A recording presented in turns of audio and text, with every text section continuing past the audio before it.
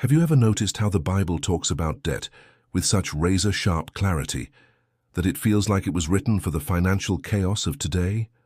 The most shocking part? Almost no one actually applies these principles in real life. Many Christians think all it takes is prayer and faith for God to multiply their money. But Proverbs makes it crystal clear. Faith without wise action is like throwing gasoline on a wildfire.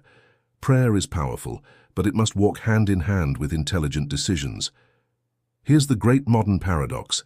The harder people chase easy credit, unlimited cards, and long-term loans to solve scarcity, the deeper they sink into a vicious cycle. But what if I told you that Scripture itself already identifies debt as a contemporary form of slavery?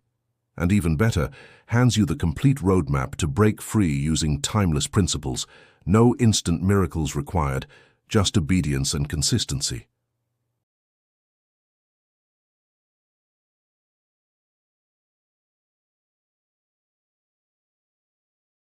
And most importantly, how to put every single one of them into practice right now to achieve financial, emotional, and even spiritual freedom.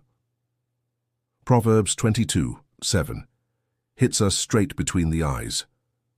The rich rule over the poor, and the borrower is slave to the lender. Written over 2,500 years ago, this line could be the slogan of any bank today. Think about credit cards. The ads sell freedom, but in reality they deliver invisible chains made of compound interest that never stop growing. Modern slavery doesn't come with iron shackles, it comes with stacked-up bills. Anyone who's ever woken up at 3 a.m. feeling like they work just to pay bills knows exactly what Solomon was talking about. It is like running on a treadmill. The harder you push, the more the system keeps you in the same spot. When your paycheck hits the account and 70%, 80%, or even 90% of it is already earmarked to pay off loans, it stops being a blessing and becomes an unbearable weight. Worse still, this financial prison has become normal. I know professionals earning $3,000 a month who live in overdraft because their financial past swallows their present whole. Ads like trying to drive while staring only at the rearview mirror. The future never arrives because yesterday consumes everything. Proverbs 13:11 completes the warning. Wealth gained hastily will dwindle, but whoever gathers little by little will increase it. In practice, this means easy money always costs more than we calculate. 36-month installment plans, car loans with hidden interest, buy now, pay in 60 days. Everything looks like a magic solution, but it turns into a trap. It's like building a house on quicksand. It seems solid at first, but it collapses at the first crisis. Real-life example.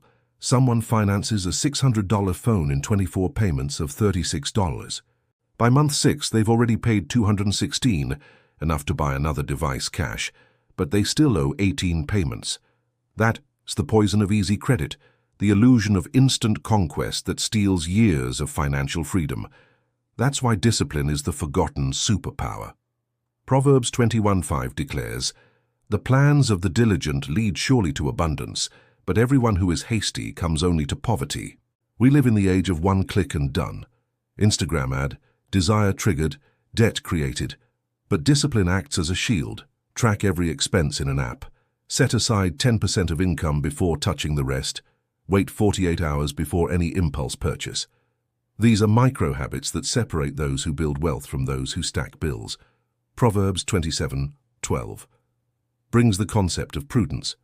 The prudent sees danger and hides himself, but the simple go on and suffer for it. Ignoring debt is like seeing a hole in the middle of the road and flooring the accelerator. Prudence is the emergency brake. Renegotiate before interest explodes, cut non-essentials, seek extra income before the situation becomes an avalanche. Acting this way prevents crises that destroy entire families. And here comes a principle that seems counterintuitive: generosity. Proverbs 11:24-25 teaches, "One gives freely, yet grows all the richer. Another withholds what he should give, and only suffers want. Whoever brings blessing will be enriched, and one who waters will himself be watered." Debt closes the heart. Generosity opens doors. Even with little, you can give time, knowledge, or a coffee to someone who needs encouragement. This flow creates connections, opportunities, and even financial miracles that no bank can offer. Proverbs 6:6-8 uses the ant as an example of consistency. Go to the ant, O sluggard, consider her ways and be wise. Without having any chief officer or ruler, she prepares her bread in summer and gathers her food in harvest. Getting out of debt isn't a sprint, it's a marathon. $10 saved per week becomes $520 in a year, enough to pay off a debt or create an emergency fund. Small daily steps build mountains. Finally, Proverbs 30:8-9 brings perfect balance. Give me neither poverty nor riches. Feed me with the food that is needful for me, lest I be full and deny you and say, Who is the Lord? Or lest I be poor and steal and profane the name of my God. Many get into debt not out of need but vanity, a car to impress, designer clothes, financed vacations. A paid-off car brings peace, a financed one to show off brings anxiety. Wisdom is choosing enough over excess. Solomon sums it all up in Fimwez's Proverbs 11:25. Whoever brings blessing will be enriched, and one who waters will himself be watered. Prospering isn't hoarding, it's transforming. Money that circulates with purpose bears fruit. Money trapped in vanity becomes a burden. True wealth isn't in your bank balance, but in the impact you generate. Now, the ball is in your court. Will you keep repeating the same patterns that keep you trapped, or will you apply, starting today, one of these Proverbs principles to your financial life? Write in the comments, I choose the wisdom of Proverbs over debt, and share this video with that person who keeps saying, next month I'll get my finances in order.